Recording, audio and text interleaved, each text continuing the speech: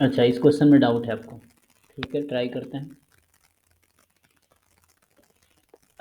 ये कह रहा है कि a typesetter on the average makes one error in every 500 word typeset. A typical page contains 300 words. What is the probability that there will be no more than two errors in 5 pages? अच्छा, तो पहले तो ये करा कि type setting जो average में कितना करा, एक एरर 500 वर्ड में, तो मतलब एरर की जो प्रोबेबिलिटी है पर एरर की वो 1/500 है ना।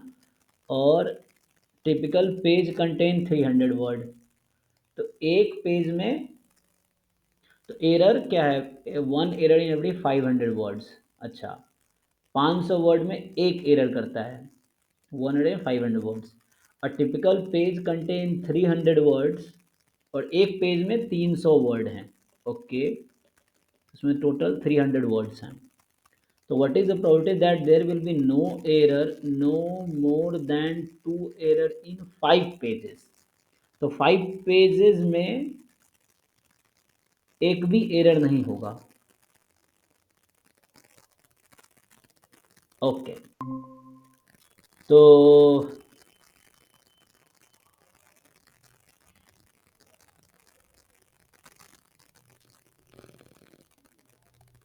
सर इन्होंने लिखा हुआ है कि जो एक्स फॉलो कर रहा है वो 1500 एन हो गया उसका पैरामीटर, और 1/500 पी हो गया।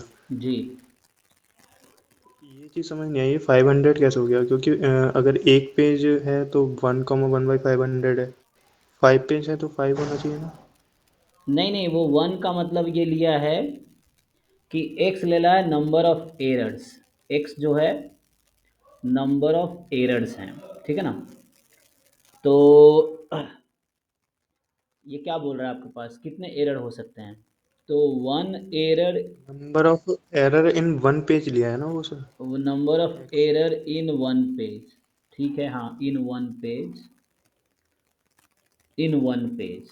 हाँ, तो इसका डिस्ट्रीब्यूशन क्या लिया है, बाइनोमियल 1,1 मतलब बर्नौली 1/500 ना, जो मैं पी ले रहा हूँ यहाँ पे, this is P. So Bernoulli 1/500। अच्छा, अब आपके पास एक पेज में कितने वर्ड हैं, 300।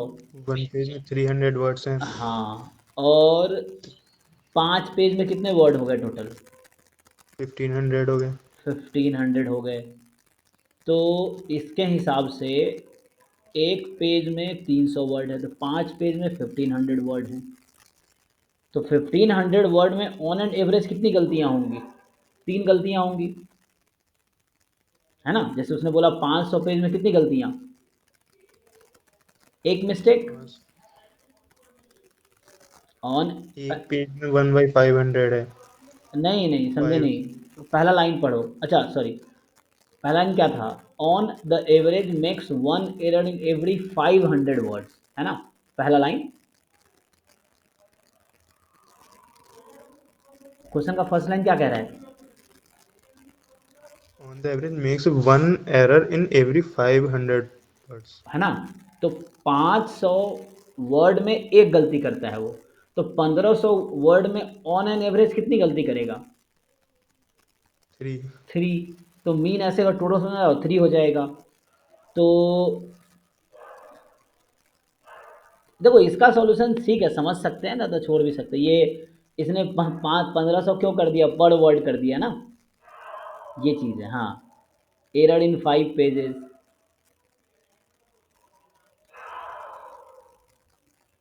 तो वैसे भी तुम देख सकते हो ना यहाँ पे कि जैसे ऑन एन एवरेज जो मिस्टेक है 5 पेज में वो 3 होगा, तो तुम पॉइजन से अप्रोक्सीमेट कर लो इसको।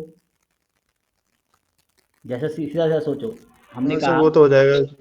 कि प्रोबेबिलिटी टोटल बहुत कम है तो। 1500, हाँ टोटल 1500 वर्ड हैं, तो ऑन एन एवरेज जो मिस्टेक होगी वो 3 होंगी, क्योंकि पहला लाइन बोला हुआ है। इनका सॉल्यूशन छोड़ो, क्या है, हम अपने तरीके से सोचते हैं, क्योंकि सॉल्यूशन जो लिखता है वो हमारे तुम्हारे जैसे ही कोई लोग हैं जो जहाँ जॉब करते हैं, हमारे यहाँ जॉब कर रहे हैं, तो वही लोग हैं।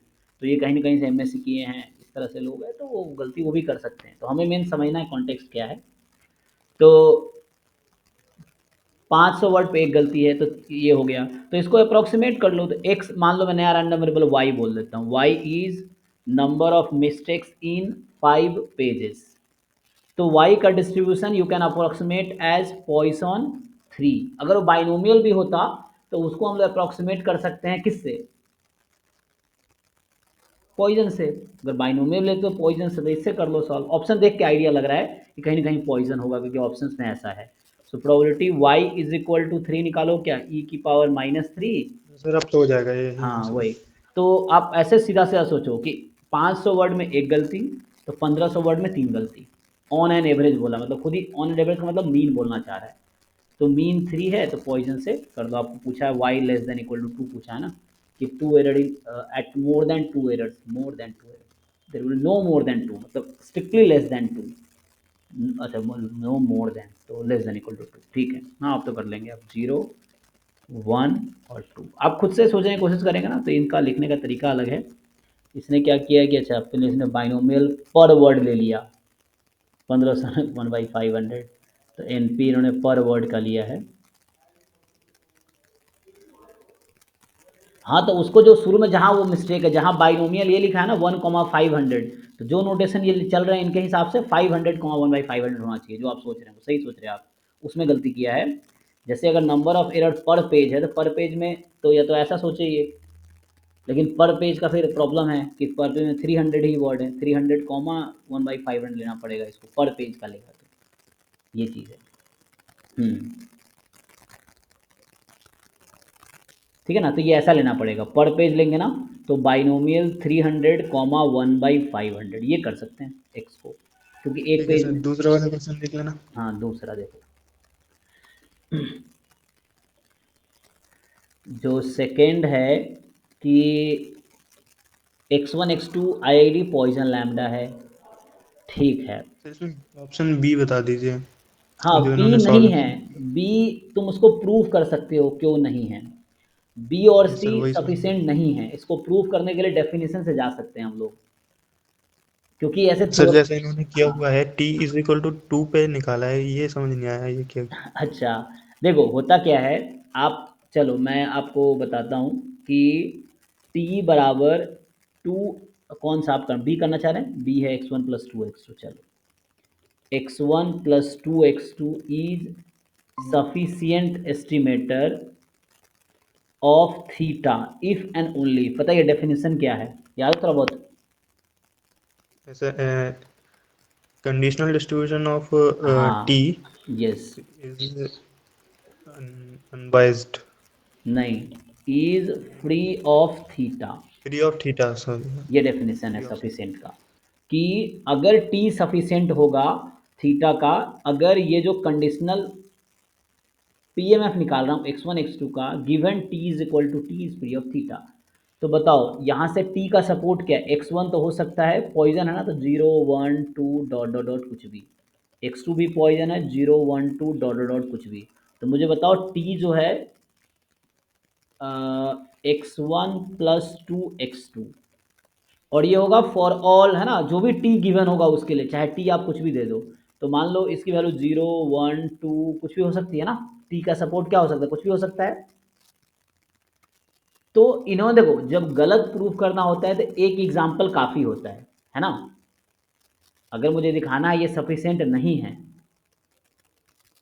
तो अगर मैं एक टी के लिए दिखा दूं, अगर मैं ये दिखा दूं कि x1 is equal to x1 given, sorry, this comma x2 is equal to x2 given t is equal to 2, this depends on theta, तो इसका क्या मतलब होगा, क्या ये सफिशिएंट रहेगा कि नहीं रहेगा T?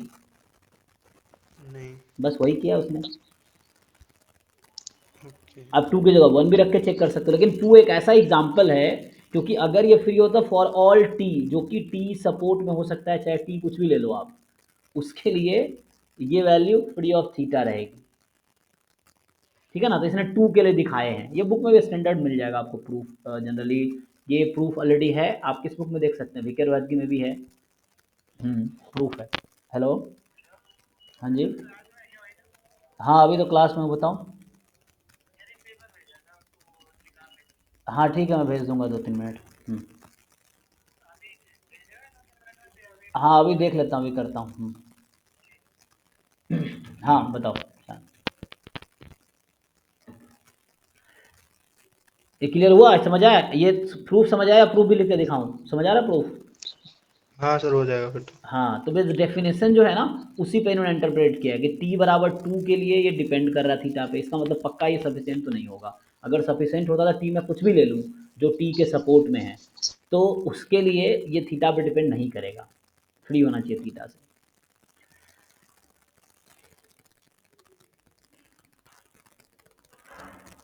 Sir one more doubt. बोलो।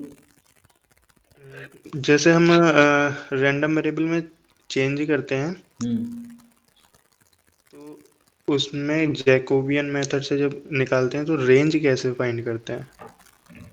टू वेरिएबल वाले क्वेश्चन में ना? टू वेरिएबल में, हाँ यस वन सर। वेरिएबल का जैकोबियन मेथड तो यही है। तो वन वेरिएबल का तो हम लोग जानते हैं कि F X of X into D X upon D Y, ये है।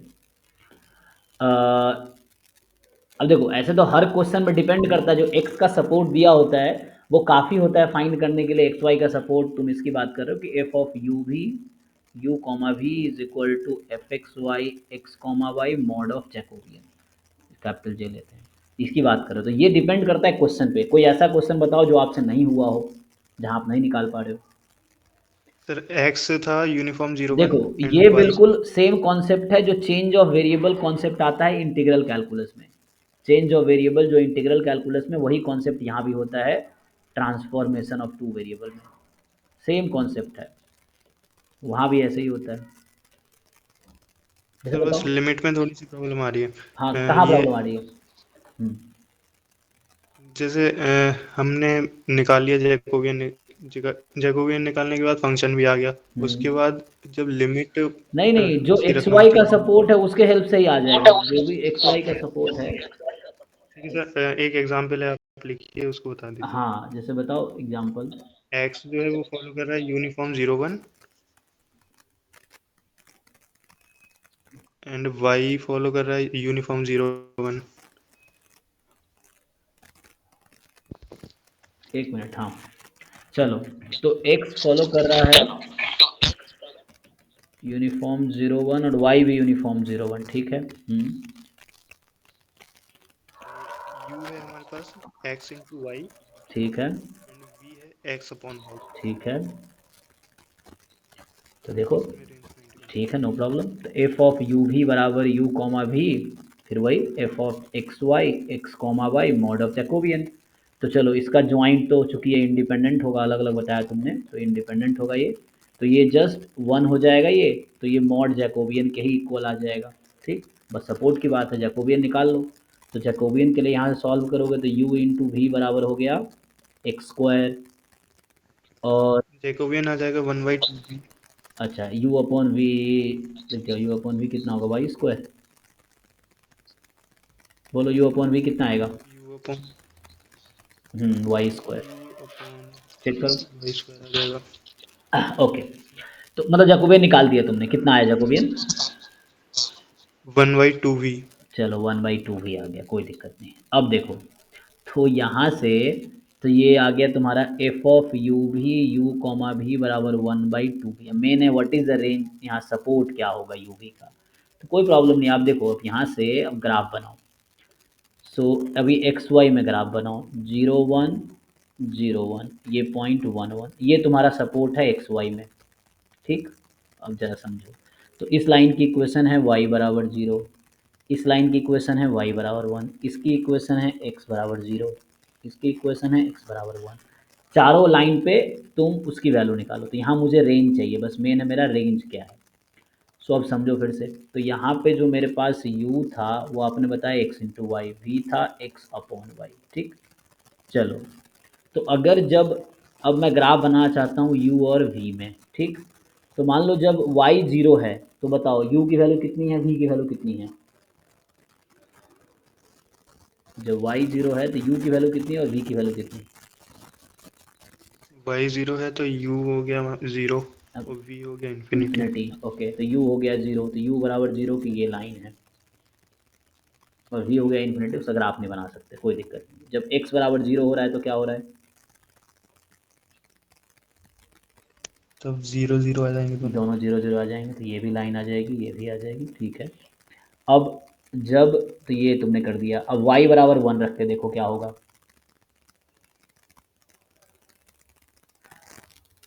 u equal to X. y is equal to, मतलब u is equal to V हो गया ना। यस। जब y को 1 रखा, u is equal to V, तो ये लाइन है u is equal to V की, ठीक है। अब जब x को 1 रख दिया तो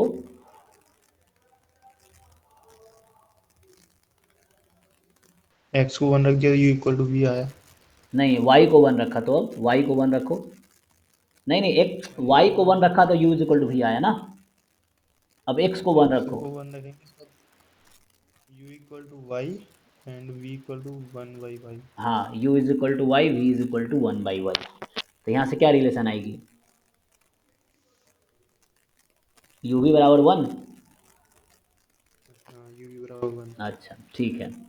अब देखो, तो यहाँ से u भी बराबर 1 का ग्राफ बना सकते हो तुम। तो अभी मुझे क्या करना है, तो एक कर्व आ जाएगा u भी बराबर 1, तो यहाँ से ग्राफ बनाओगे तो इस तरह से कुछ होगा, ओके। अब ये दोनों ग्राफ मिलेंगे कहाँ पे, तो हमारा क्वेश्चन था सपोर्ट क्या होगा, है ना। देखो, तो एक चीज़ और समझो यहाँ से, ये तो मैं ग्राफ पे आता हूँ वापस। अभी जैसे मेरा x का सपोर्ट था 0 to 1, और x की वैल्यू यहाँ कितनी आएगी, रूट अंडर यू भी, तो रूट अंडर यू भी 0 to 1। y भी 0 to 1 था, तो root under U upon V will be 0 to 1, ये होगा ना। यहाँ से देखो, तो जब आप इसको सॉल्व कर रहे हो तो यहाँ से आ जाएगा आपके पास, जब सॉल्व करोगे तो u, देखो ऐसे सपोर्ट के थ्रू भी जा सकते हो तुम, मैं इसकी बात कर रहा हूँ, ग्राफ के थ्रू भी आता हूँ। जब x था मेरा 0 to 1, और x की वैल्यू किसके इक्वल है यहाँ, u इंटू वी के एक्स को, x की value root U V, x is root U V and y is root under U upon V. तो यहाँ से x 0 to 1 था, तो रूट अंडर यू भी 0 to 1, सो स्क्वायर कर दोगे, सो यू भी 0 to 1, और यही निकल के उस समय आया था, जो मैं अभी बाउंड्री पे चेक कर तुम देखो यही करवा रहा था, यू भी बराबर 0, यू भी बराबर 1, जहाँ यू भी बराबर 1 आया था ना, यही आया था। दूसरा क्या था आपके पास, एक तो ये था, दूसरा है y बिटवीन 0 एंड 1, y कितना है, रूट अंडर यू भी, तो यहाँ से भी आ जाएगा, ग्राफ से भी आ जाएगा, यहाँ से भी, मैं दोनों तरीका बता रहा हूँ। सो रूट अंडर यू, 0 से रूट अंडर वी, स्क्वायर कर दोगे तो u more than 0 less than V, ठीक। तो u लेस देन वी, है ना, जो अभी हमने उसमें किए थे। तो यहाँ से भी एक रीज़न आपको दिख रहा है, ये रीज़न है और ये रीज़न है, इसको ठीक से लिखो। तो इसको और सिंपल कंबाइन करोगे, तो चूंकि u भी तो पॉजिटिव है, क्योंकि xy भी पॉजिटिव है, तो इसको अगर मैं डिवाइड कर दूं v से तो क्या होगा, इसको अगर मैं डिवाइड कर दूं v से तो बन जाएगा u more than 0 less than 1/v। हाँ, और यहाँ था u between 0 to v। 0 to v। अब 0 और 1/, तो v हमारा 0 से 1 में है, तो 1/v क्या होगा, 1 से इन्फिनिटी, है ना। यस। चलो ठीक है, अब ट्राई करते हैं। तो बताओ ये रीज़न कौन सा है, u लेस देन v का रीज़न कौन सा है, ये वाला रीज़न होगा u लेस देन v, क्योंकि u मोर देन v इधर होगा, ये रीज़न है।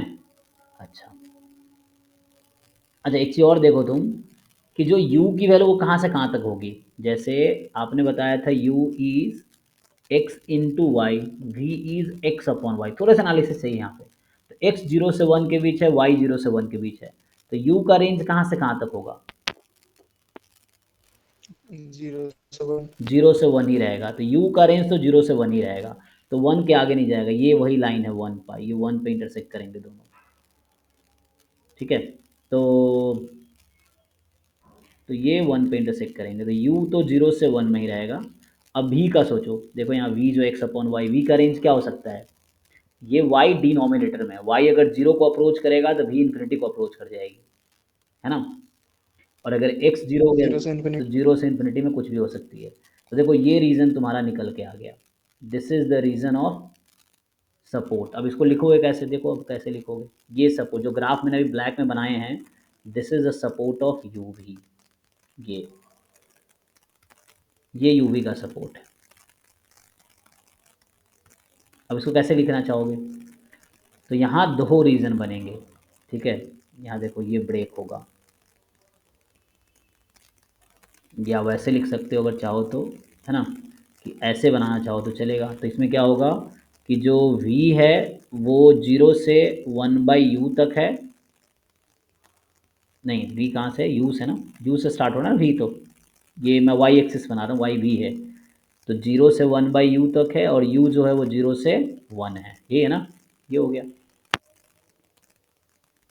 एक ये लिख सकते हो तुम, v इज़ u से 1/u, ये 1/u का ग्राफ है ऊपर वाला, ये u है। सो ये था v is equal to U, ये बॉटम वाला, और ये जो है ये बाद में जाके दोनों लगभग मिल जाएंगे। इस तरह से लिख सकते हो, दो तरह से भी लिख सकते हो। सो v इज़ u से 1/u, u इज़ 0 to 1, एक ये है। दूसरे तरीके से लिखना चाहोगे तो यहाँ एक तरीके से ये आ गया कि मैंने v का रेंज लिख दिया। सो v इज़ बिटवीन u से 1/u and u is between 0 and 1, ये बन गया। ओके ठीक है, तो ये चीज़ है। तो यहाँ मतलब तुम्हें देखना है रेंज एक्स का सपोर्ट क्या था, उसके हेल्प से देखा, फिर आप बना सकते हो उसके अराउंड, बाउंड्री के अराउंड यहीं से दिख गया। अब यहाँ से यही तो आया था ना, v बराबर यहाँ लिखते हैं 0 से 1/u हो जाता, और यहाँ जो v अगर देखोगे तो v मोर देन u है और लेस देन 1/u है, इस तरह से है, और ये मोर देन 0 है, u बिटवीन 0 एंड 1, तो इसको ऐसा लिख सकते हो आप। और u लेस देन 1 है तो 1/u तो मोर देन 1 हो सकता है ना। तो ये आ गया तुम्हारा, तो फाइनली आ गया this less more than 0, this more than 0। देख लो, बताओ। तो इस तरह से थोड़ा सा एनालिसिस चाहिए। तो एनालिसिस कैसे किया मैंने, जो एक्स के बाउंड्री सपोर्ट है, या तो उसके हेल्प से मैथमेटिकली ऐसे ट्राई कर सकते हो, कुछ आइडिया मिलेगा। दूसरा, जो एक्स के सपोर्ट से जो ग्राफ बन रहा है, सपोर्ट एक्स का है, उस सपोर्ट के हेल्प से आप यू वी का सपोर्ट बना लो, बाउंड्री बना लो, फिर एक आइडिया मिल जाएगा, किसी भी क्वेश्चन में हो जाएगा ये।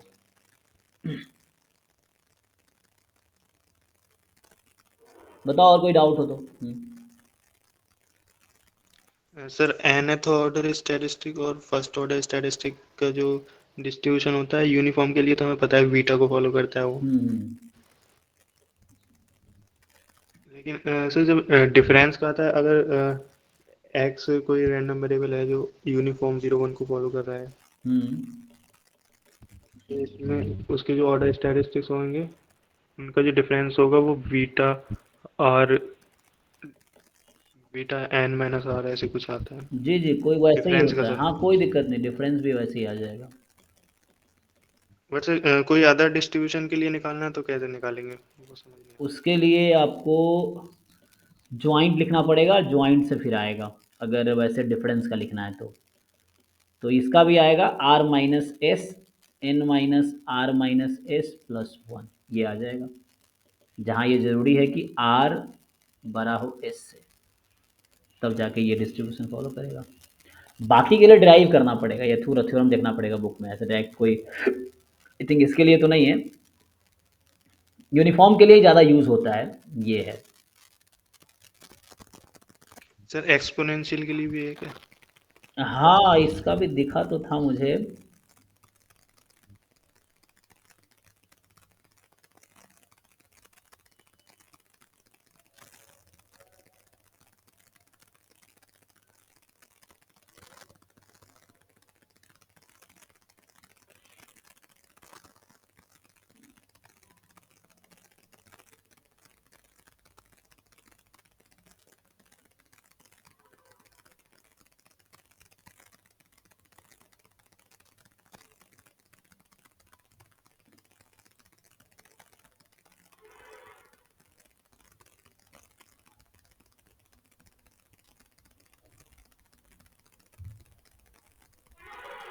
सर थ्योरम तो है, लेकिन डायरेक्ट आपके एग्जाम के लिए यूज़फुल है कि नहीं देखना पड़ेगा। उसके लिए स्पेसिंग नाम का एक रिसर्च पेपर था, जिसमें ये बता रखा है कि किसी डिस्ट्रीब्यूशन के लिए डिफरेंस ऑफ ऑर्डर स्टैटिस्टिक्स का क्या डिस्ट्रीब्यूशन होगा। हालांकि थ्योरम हमने ये पढ़ा हुआ कि x1 x2 xn जो है, अगर एक्सपोनेंशियल लैम्बडा है, जहाँ लैम्बडा रेट है, जहाँ लैम्बडा रेट है मतलब मीन 1/लैम्बडा है, तो इसके लिए आपको पता होगा कि फर्स्ट ऑर्डर स्टैटिस्टिक्स एक्सपोनेंशियल ही होता है, क्या पैरामीटर होता है, इन लैम्बडा, ठीक है ना, ये एक थ्योरम है।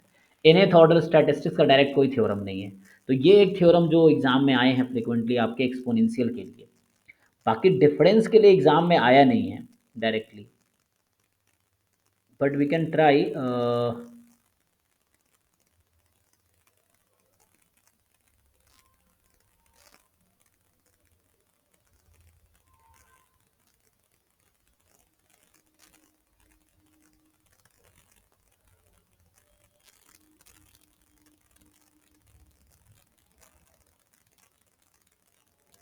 हाँ, ये अगर है कि जैसे मान लो एक्सपोनेंशियल 1 है, जैसे ये अभी जैम 2023 का ही क्वेश्चन था ना, जैसे x1 x2 for example exponential lambda है, तो second order statistics minus first order statistics is same as x1 minus x2 actually, ये दोनों सेम बात है मॉड में, है ना। और इसका डिस्ट्रीब्यूशन निकालना मुश्किल नहीं है, जैसे अब ये एग्जाम 2023 में इस कॉन्सेप्ट पे क्वेश्चन आए हैं, तो यहाँ तो सिंपल है ना कि एक्सपोनेंशियल 1 है वहाँ पे, आई थिंक। तो डिफरेंस ऑफ एक्सपोनेंशियल क्या होता है, लाप्लास होता है, और वापस मॉड ले लिया तुमने तो अगेन ये एक्सपोनेंशियल ही हो जाता है। तो ये एक्सपोनेंशियल लैम्बडा अगर है तो ये भी एक्सपोनेंशियल लैम्बडा ही आ जाएगा। तो ये अभी एक कायदा ड्राइव किया जा सकता है कि x1 x2 एक्सपोनेंशियल लैम्बडा है, दो ही सैम्पल साइज 2 है, और ये IID है, तो डिफरेंस जो होगा एक्सपोनेंशियल लैम्बडा ही आ जाता है। तो ये है हमारे पास।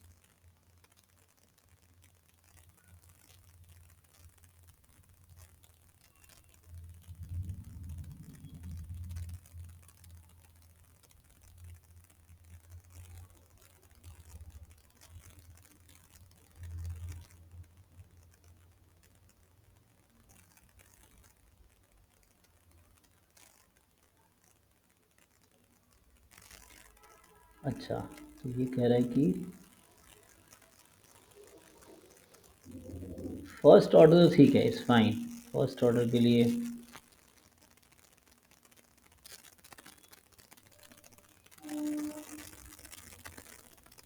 अच्छा, तो यहाँ पे एक थ्योरम इस बुक में ये है कि अगर x1 x2 xn are exponential lambda, जहाँ रेट लैम्बडा है, तो जो एक्स आर माइनस वन ये है, R th order statistics, R minus one th order statistics, तो इसका जो डिस्ट्रीब्यूशन ये देता है, ये आएगा exponential with parameter n minus R plus one times lambda.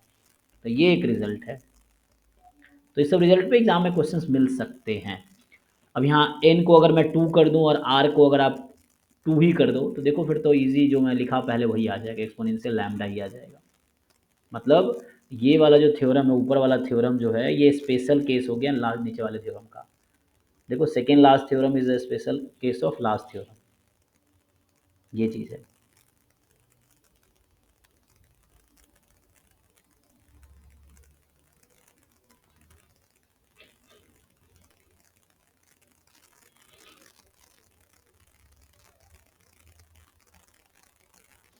Sir ji. Sir हम कुछ क्वेश्चन सेंड किए हैं, देखिए। ओके। मधु। जी जी। तो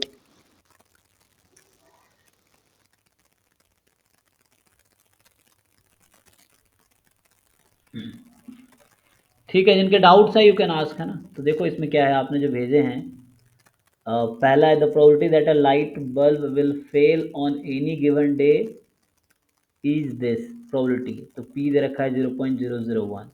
the probability that it will last at least 30 day is, तो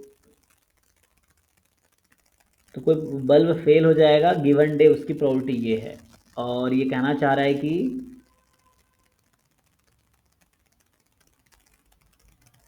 it will last at least 30 days, तो कम से कम 30 दिन चलेगा, है ना। तो कम से कम 30 दिन चलेगा, इसकी क्या प्रोबेबिलिटी है।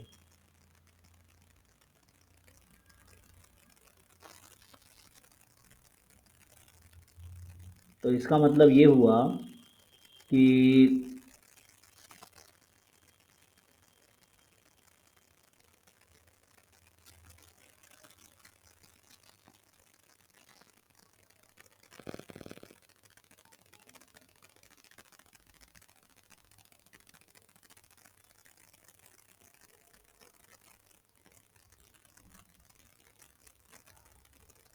तो हम लोग क्या कर सकते हैं, 30 रैंडम वेरिएबल जनरेट कर सकते हैं और आईआईडी अज्यूम कर सकते हैं।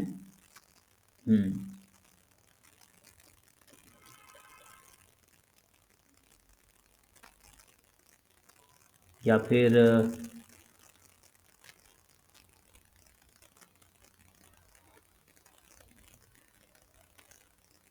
बोलना क्या जा रहा है, probability that it will last at least 30 days, मतलब कम से कम 30 दिन चलने की क्या प्रोबेबिलिटी है, और किसी भी एक दिन फेल हो जाने की प्रोबेबिलिटी इतना है। तो हर डे की प्रोबेबिलिटी कॉमन है।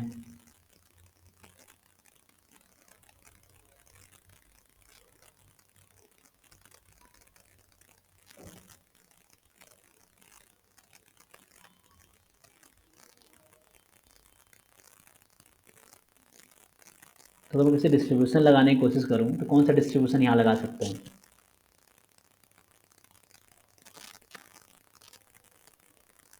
किसी पर्टिकुलर डे में फेल होने की प्रोबेबिलिटी ये है, ठीक। चलो, तो अगर आप ऐसे सोचो कि या तो चलेगी या नहीं चलेगी, है ना, तो 0 1 है, यही मतलब है एक्स की वैल्यू, एक्स आई की वैल्यू किसी पर्टिकुलर डे में, तो मुझे एक्स आई बराबर 1 की प्रोबेबिलिटी दे रखी है 0.001, और पूछ रहा है कि कम से कम 30 डेज चलेगी, तो उसकी क्या प्रोबेबिलिटी है।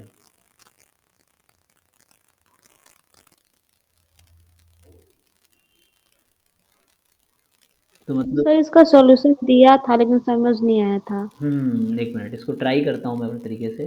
तो मतलब ये एक्स आई बर्नौली मान लेते हैं, चलो। तो 30 डेज पे मुझे क्या करना है, मोर देन 1,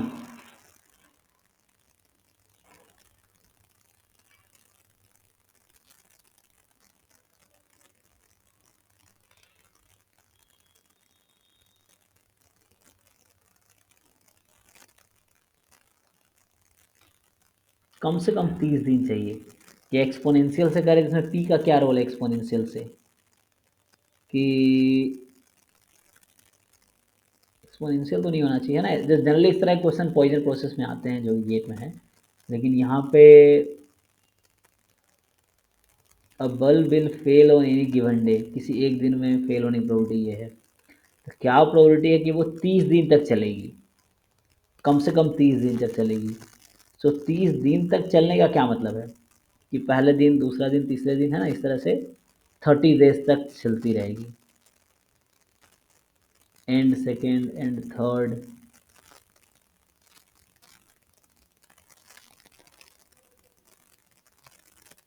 तो उसमें प्रोबेबिलिटी कम हो जाएगी ना वैसे तो, जैसे मतलब अगर मैं लिखना चाहूँ,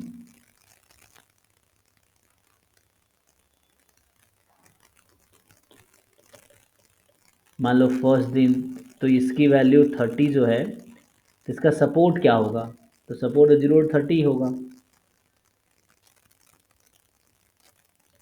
इसकी क्या प्रोबेबिलिटी होगी, चलो, x I is binomial 1 comma P, तो इसकी प्रोबेबिलिटी कितनी है। अब मोर देन इक्वल टू 30 है, क्या मतलब कम से कम 30 दिन हमें चलाने हैं।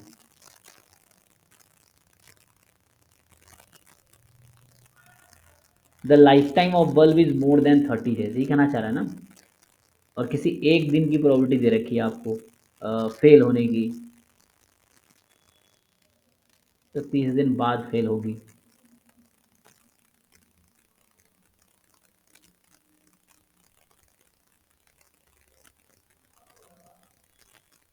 पॉइजन से, है ना, पॉइजन से समझ सकते हैं आप। सो पॉइजन में ये है कि फेल होने की प्रोबेबिलिटी, अच्छा ये फेल होने की प्रोबेबिलिटी है ना, पास होने की नहीं, तो फेल की है। ओ, मतलब ये था किसी पर्टिकुलर दिन में फेल होने की प्रोबेबिलिटी ये है, तो चलने की प्रोबेबिलिटी कितनी है। ओके,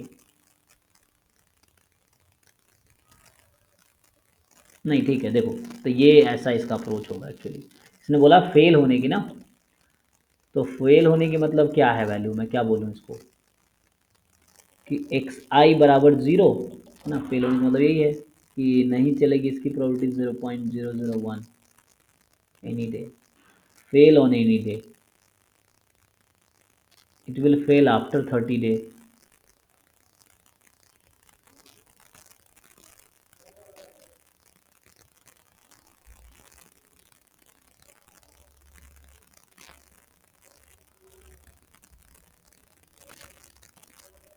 अच्छा इससे क्या बनेगा अगर मैं ऐसे सॉल्व करूँ, चलो मान लो 1 1 1 ले लेता हूँ, तो क्या आएगी X I is equal to 1, अगर बर्नौली से करता हूँ 0.999 होगा, ठीक है। तो इससे क्या बनेगा प्रोबेबिलिटी, इसका तो बाइनोमियल हो जाएगा ना, इसका तो बाइनोमियल 30 कॉमा, अब p तो हम इसको लेते हैं ना, तभी तो होगा, p तो इसको लेंगे क्योंकि चलने का, तो मैं बोल रहा हूँ 30 डेज कम से कम चलेगी, तो 30 डेज तो चले, बाकी का पता नहीं है ना। तो यहाँ से अगर मैं सोचने की कोशिश करूँ तो क्या बनेगा 30 कॉमा पी, तो इसका आंसर क्या आ जाएगा, तो इसका सपोर्ट तो 30 तक ही जाएगा, तो ऑल डेज 1, तो p की पावर 30, 0.999 की पावर 30 क्या आएगी, कैलकुलेटर से देखो। 0.97। अच्छा यही है, ओके। तो हमें 30 दिन का ही सोचना था, तो मतलब ये सोचा कि जिस दिन फेल होने की प्रोबेबिलिटी है, पहले दिन फेल हो जाएगी, तो पहले दिन चलेगी इसकी प्रोबेबिलिटी ये है 0.999। अब 30 दिन तक कम से कम चलाना है, तो मैंने 30 रैंडम वेरिएबल ले लिए, एक्स में मतलब पहला दिन, x2 दूसरा दिन, x3 तीसरा दिन, x30 30वां दिन। अब सब मिला के 30 क्यों लिखा मैंने, क्योंकि फेल होने का मतलब 0 और चलने का मतलब 1, तो 30 दिन तक चलाना है मुझे, तो मतलब सबकी वैल्यू 1 होनी चाहिए, है ना, ऑन ऑफ का सिस्टम है ना, जैसे बंद होना मतलब 0, चलना मतलब 1, तो ये 30 दिन तक चलेगी, तो 30 ले लिया। अब ये जो रैंडम वेरिएबल था y मान लो इसको, तो y का डिस्ट्रीब्यूशन बाइनोमियल 30 कॉमा p है, और p हमारा ये है ना, मतलब 0.0 नहीं 0.999 ये है एक्चुअली y का डिस्ट्रीब्यूशन, तो हो गया ठीक है। तो बाइनोमियल एन पी में y बराबर n, तो p की पावर n हो जाएगी, ठीक है। नेक्स्ट जो होगा, जो नेक्स्ट क्वेश्चन आपका है कि alpha beta gamma roots of equation X cube minus P X plus Q बराबर 0, तो क्या डिटर्मिनेंट है, क्या है, alpha beta gamma alpha and gamma alpha beta, okay. तो एक देखो यहाँ पर तुम एक पर्टिकुलर एग्जांपल भी ले सकते हो, कोई प्रॉब्लम नहीं है ना। तो जैसे अगर मैं p को 1 और q को 1 रख दूँ एग्जांपल के लिए, मान लो ऐसा, ठीक, या p को तुम है ना, जिसने p क्या कर रखा है, p को अगर मैं 0 रख दूँ, q को 1, q को 0, p को 1, देखो कोई जरूर नहीं जनरल सॉल्यूशन प्रॉपर लिखना है, हम शॉर्टकट भी एंट्रेंस में लगा सकते हैं थोड़े से। तो जैसे मैं अगर यहाँ पे सोचूं कि जैसे मान लो कि मेरा p को मैं 1 ले लेता हूँ और q को मैं 0 ले लेता हूँ अभी के लिए, तो क्या होगा, ये इक्वेशन क्या बन जाएगी, p को 1 q को 0 रख दो, एक्स क्यूब माइनस एक्स बराबर 0, इसके पास कितने सॉल्यूशन हैं, तो ये बन जाएगा, तो x बराबर 0 प्लस माइनस 1, यही बनेगा ना, 3 वैल्यू आ गई। तो अल्फ़ा बीटा गामा यही है कि alpha is 0, beta is 1, gamma is minus 1। तो इसके लिए ज़रा करके देखो, तो ऐसे आंसर 0 ही आ रहा होगा, है ना। हाँ सर, हो जाएगा। तो इससे हम एग्जाम्पल लेके नहीं कर रहे थे, इसलिए नहीं हो पा जब भी रहा कोई था। जनरल क्वेश्चन आए एग्जाम में, तो वेरिएबल में फंसो, वेरिएबल को फिक्स कर लो और वही वेरिएबल क्वेश्चन है, वही वेरिएबल ऑप्शन में रखो, फिर देखो क्या हो जाएगा, तो उसके हिसाब से देखो अलग अलग एग्जाम्पल लेके। फिर नेक्स्ट जो है, सर हम्म सर, इसके बाद जो सेंड किए हैं सर, इसका सॉल्यूशन जो इसका आंसर दिया है और जो हम आंसर निकाले वो मैच नहीं कर रहा। ये तो जैम में अब पहले भी समझ नहीं। क्वेश्चन इस तरह के आए हैं ना। हाँ तो सर देखिए सर, जो हम निकाले वो सही है कि जो दिया है वो। तो y more than equal to 1, y less than equal to 1, Gupta Kapoor में गलत सॉल्यूशन है इसका, ये गुप्ता कपूर से बनाया होगा, इसका सॉल्यूशन वहाँ गलत लिख रखा होगा, देखता हूँ मैं क्या है ये। तो आपने क्या किया है, वाई स्क्वायर दिस, हाँ, तो आप पूरा निकाले हो 2 केस में? 2 केस में फाइंड किया ना? अच्छा। हाँ सर, 2 केस। तो जब आप y को ले रहे हैं -1 से शुरू में क्या करें, -√y तब होगा जब x -1 से 1 में है, मतलब y 0 से 1 में है। तो y 0 से 1 में तो आपने -y से y में इंटीग्रेट किया, ठीक। और जब y आपका क्या है, मोर देन 1 है, तो क्या किया आपने? -1 से √y ले हाँ जाएँ। ठीक है, आप सही किए हैं ना। तो इसमें मिस्टेक है, ये किसी बच्चे ने सॉल्यूशन भेजा था मुझे गुप्ता कपूर का, तो इस क्वेश्चन में वहाँ सॉल्यूशन में प्रॉब्लम है, उसने गलत कर रखा है। पीडीएफ आ गया सही, लेकिन सीडीएफ वहाँ गलत दे रखा है। ठीक है, तो आपके तो क्वेश्चन हो गए सारे, यस आपने सर। सही किया, ठीक है। चलिए, तो और कुछ बचा है किसी का डाउट पूछने को?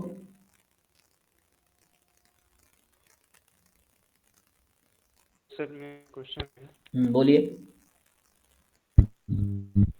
ये सर में एक दे रखा था, हम्म, इसमें 1/(e⁻1+e⁻1/x)। आपकी आवाज़ थोड़ी वो सही से आ नहीं रही है कुछ, एक बार आराम से माइक को सर पास आके बोलो। हाँ, एक फंक्शन दे रखा हाँ। है f(1+e⁻1)।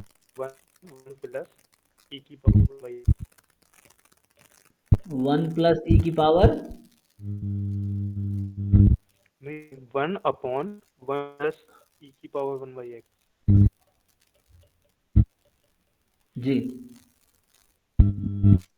ये सर बताएं कि इसकी लिमिट एग्जिस्ट कर रही है कि नहीं 0 पे? हाँ, तो आपको पता होगा ना, जैसे आप limit x tends to 0 F X exist if and only, बताइए थ्योरम याद है? Sir right hand limit and left hand yes, limit. हाँ सही बता रहे हैं आप। तो limit x tends to 0 minus x tends to 0 plus F X दोनों इक्वल होने चाहिए। तो जब x टेंस टू 0 माइनस लेते हो तो बताओ 1/x कहाँ अप्रोच करती है?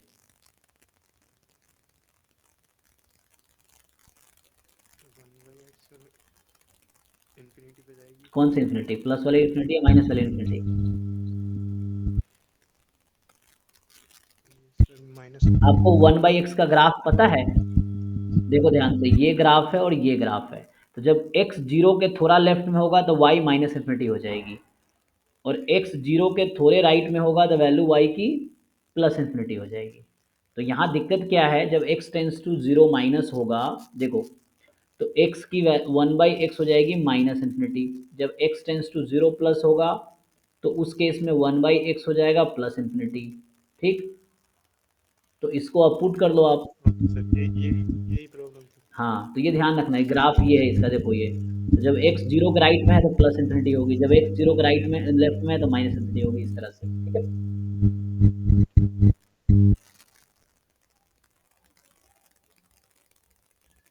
तो इससे अलग अलग आंसर आएगा, एक बार आंसर आएगा, एक बार ये 0 हो जाएगा तो 1 आंसर आ जाएगा। अच्छा, 1+1/2 आ जाएगा एक बार, और एक बार 1 आ जाएगा, ऐसा कुछ।